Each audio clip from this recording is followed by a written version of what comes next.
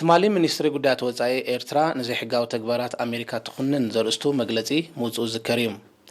ምስኡ ዝተኣሳሰር ትማሊ ሚኒስተር ጉዳያት ወጻኢ ኤርትራ መንገዲ ኤምባሲ ኣሜሪካ በስመራ ዝተመሓላለፈ ዲፕሎማስያዊ መልእኽቲ ከምኡውን ጸሓፊ ጉዳያት ወጻኢ ኣሜሪካን ሚኒስተር ጉዳያት ወጻኢ ኤርትራን ኣብ ወርሒ መጋቢት 2021 ዝተለኣኾ ደብዳቤታትን ካብዚ ቀጺልና ነቕርበልኩም።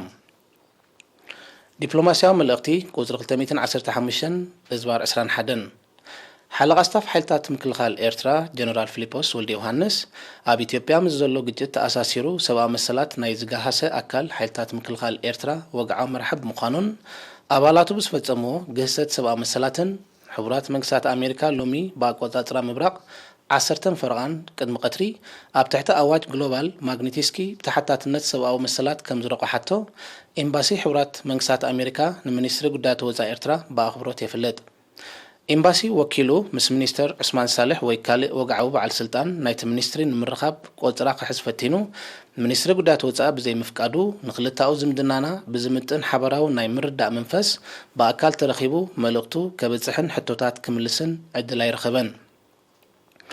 ሓይልታት ምክልኻል ኤርትራ ብቕትለት ዘረፋን ጾታዊ መጥቃዕትን ተሓታትዩ ኣባላት ሓይልታት ምክልኻል ኤርትራ ደቂ ኣንስትዮ ዓሚፆም ሰላማዊ ሰብ ኣጋፊዖም ንብረት ዕንዮም ትካላት ዘሪፎምን ዕንዮምን ሓይልታት ምክልኻል ኤርትራ ደይመደይሎም ኣብ ጎደናታት ንጸንሕዎም ኮነ ገዛውቲ እናፈተሹ ሰብኡትን ኣወዳትን እናመረፁ ቀቲሎም ስድራ ቤታት ትግራይ ካብ መረበቶም ብሓይሊ ኣባሪሮም ካብ ኣባይቶም ንብረቶም ወሲዶም። ሕቡራት መንግስታት ኣሜሪካ መንግስቲ ኤርትራ ሓይልታቱ ብህፁፅን ብቋዋምነትን ካብ ኢትዮጵያ ክስሕብ ትጽውዕ።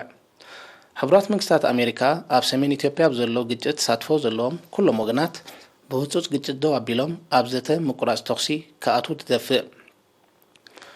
ጀነራል ፊሊጶስ ብደረጃ ዓለም ንፈጸምቲ ከቢድ ሰብኣዊ መሰላትን ብኽለትን ዕላማ ብዝገበረ ኣዋጅ ግሎባል ማግኒቲስኪ ተሓታትነት ሰብኣዊ መሰላት ትእዛዝ ላዕለዋይ ኣካል ኢኦ 13818 እዩ ተረቂሑ ዘሎ።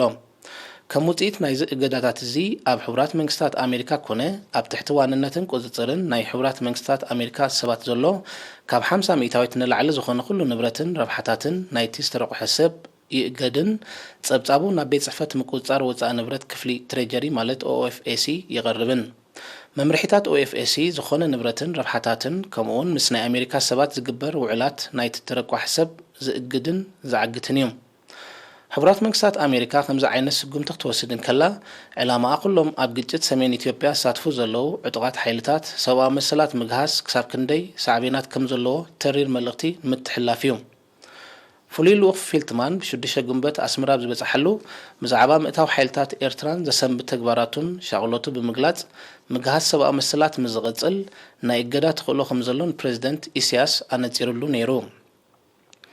ሓይልታት ምክልኻል ኤርትራ ዳግም ናብ ትግራይ ብምእታው ንስርሒታት ሓይልታት ምክልኻል ኢትዮጵያ ኣብ ሰሜን ኢትዮጵያ ይድግፍ ኣሎ። ብወግዕን ብውልቅን ደጋጊምና ከም ዝገለጽናዮ ህላዊ ሓይልታት ምክልኻል ኤርትራ ብኢትዮጵያ ነቲ ግጭት ብምግዳድ ኢትዮጵያ ከይትረጋጋእን ዘተ ምቁራጽ ተኽሲ ከይግበርን ዝዕንቅጥ ዘሎ እዩ። ሓይልታት ምክልኻል ኤርትራ ብህፁፅን ብቋዋምነትን ካብ ኢትዮጵያ ክስሕብ ኣለዎ። ግጭት ትግራይ ካብ ዝተወላዓሉ ሕዳር 2020 ጀሚራ ሕቡራት መንግስታት ኣሜሪካ ኩነታት ሰሜን ኢትዮጵያ ንምህዳእ ዘለዋ ኣተሓሕዛ ኣነጺራ እያ።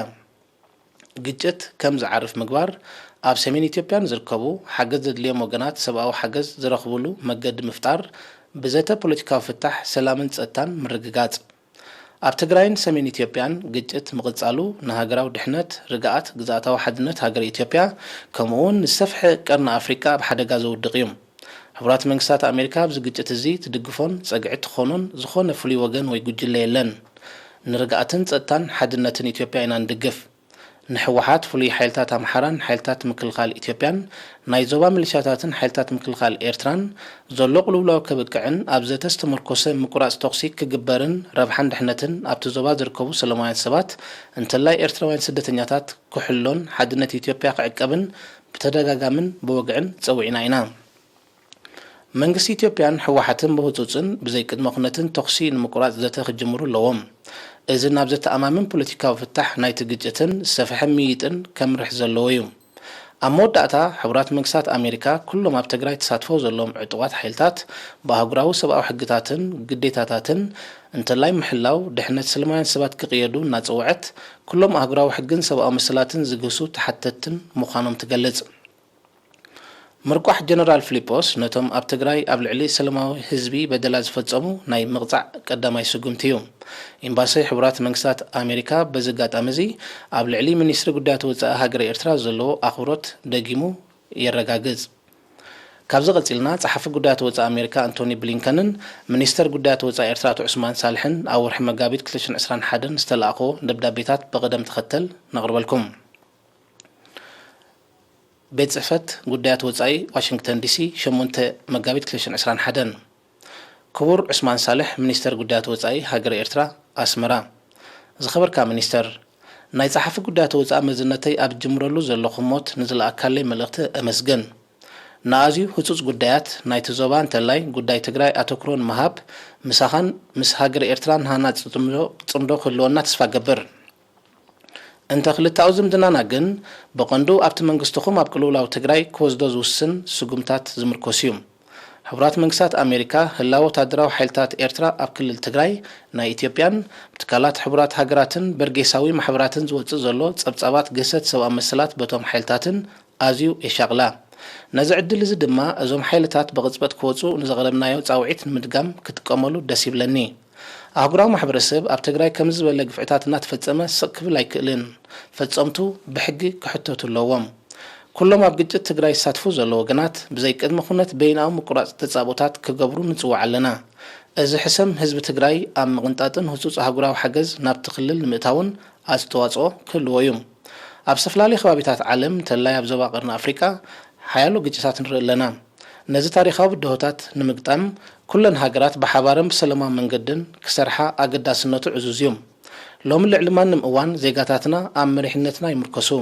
ሰላም ዝሰፈኖ ኣብ ናጽነትን ብልጽግናን ዝተሰረተ መጻኢ ንኹሉ ምህናጽ ድማ ዕድልን ሓላፍነትን ኣለና።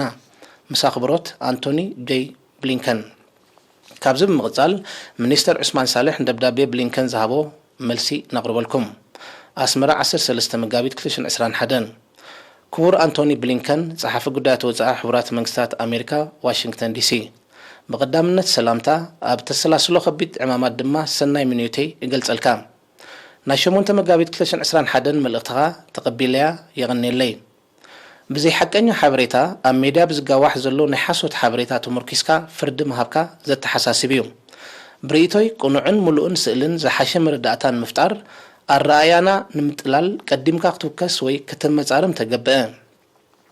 ቃና መልእኽትኻ ናይ ዝሓለፈ 30 ዓመታት ተኸታታሊ ማሕደራት አሜሪካ ዘይርጡብ ፖሊሲታት ስለ ዝእምት ኣብ ዝርዝራዊ ክርክራት ክኣተኹ ክእረም ተስፋ ገብር። መንግስቲ ኤርትራ ኣብ ኣኽብሮትን ልዕልናን ኣህጉራዊ ሕጊ ኣብ ኣኽብሮት ልኡላውነትን ናጽነትን ሃገራትን ህዝብታትን ኣብ ልኡላዊ ጉዳያት ዘይምትእትታው ካብ ሞጎታ ሓይልን ምጉጣጥን ዝረሓቐ ሓቀኛ ክልታዊ ዝምድና ምትሕባር ክምስርት ሰጋእ ከም ዘይብል ግን እረጋግጸልካ። ምስ ኣኽብሮት ዑስማን ሳልሕ።